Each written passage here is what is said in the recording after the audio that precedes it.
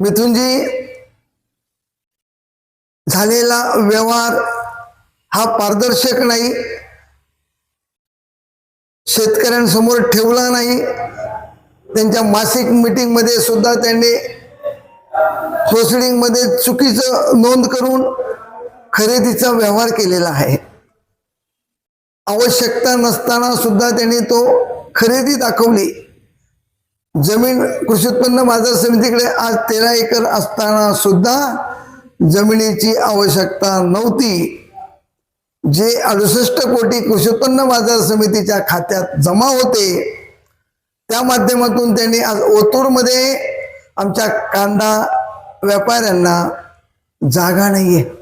आज 5 ते 6 कांदा व्यापारी बाहेर भाड्याने शेड घेऊन 40 ते 50 लाख रुपये त्यांनी खर्च केलेत आणि त्या प्रायव्हेट जागेमध्ये त्यांनी शेड बांधल्यात.